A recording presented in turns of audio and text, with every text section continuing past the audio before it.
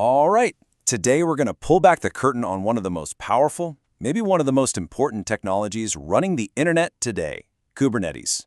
Now I know, it sounds super complicated, right? But what if I told you to think of it less like code and more like a conductor for a massive cloud-based orchestra? Let's get right into it. So, you ever wonder how your favorite streaming service or that online game you play or even your social media feed, how do they handle millions of us all at the same time without just breaking? Or how do they push out updates behind the scenes and you don't even notice a thing? Well, it's not magic. It's something called orchestration. And to really get what that means, we actually have to take a look back at how things used to be. Okay, Section 1, the pre-cloud chaos. This is really a story about a whole lot of manual effort and, honestly, some pretty brittle systems. So let's just paint a picture of how this evolved. Back in the 2000s, we have what's called bare metal servers. That means if your website got popular and you needed more power, you had to physically order, wait for, and then install a new machine in a data center. I mean, we're talking slow and really expensive. Then you fast forward to the 2010s, and things got better with virtual machines and the cloud. Now you could create a new server in just a few minutes, which was awesome.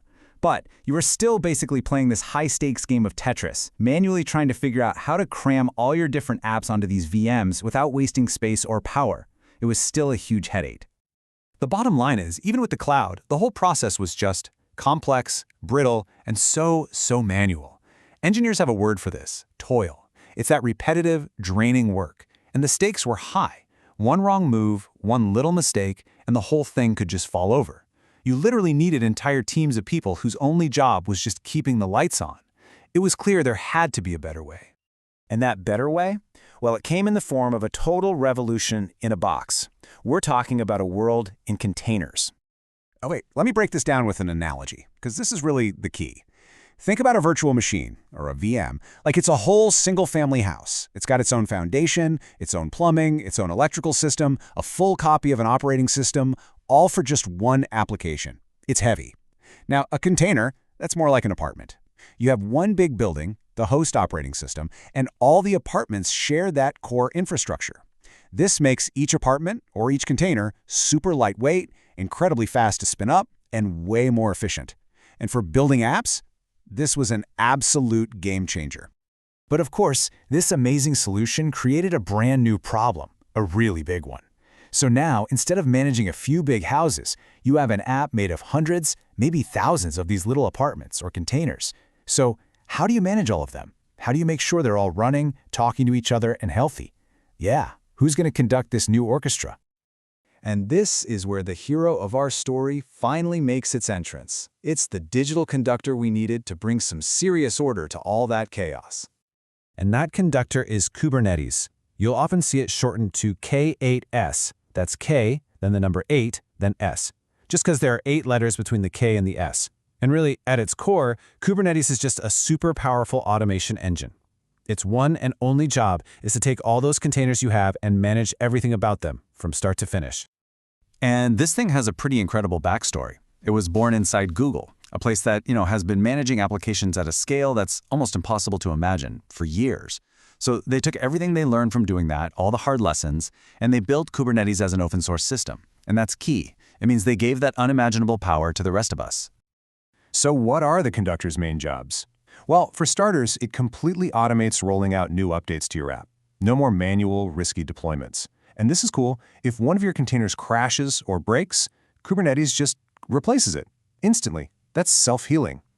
Then let's say your app goes viral. You get a massive spike in traffic.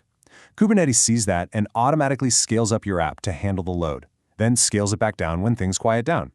It's doing all of this while being incredibly smart about using your server resources efficiently. It's a true master conductor.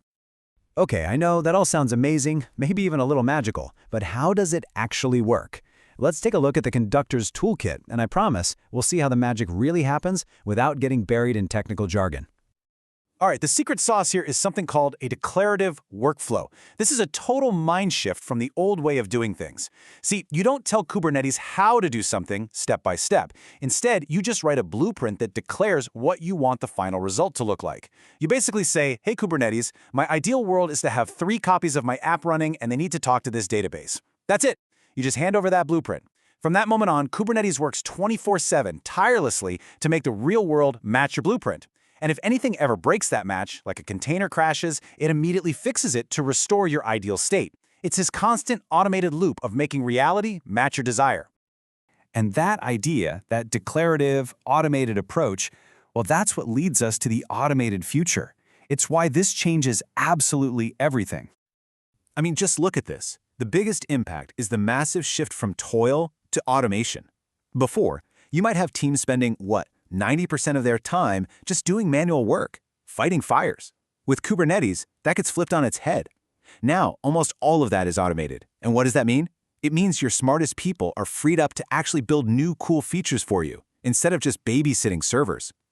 So if you're going to take anything away from all this, let it be these 4 things. First, resilience. Your apps can literally heal themselves now. Second, scalability. You can handle those huge traffic spikes without anyone even lifting a finger. Third, consistency. Your app runs the exact same way everywhere, from a developer's laptop to the massive production servers. And maybe the biggest takeaway of all, Kubernetes has basically become the new operating system for the cloud. It's the foundation that almost everything else is now being built on.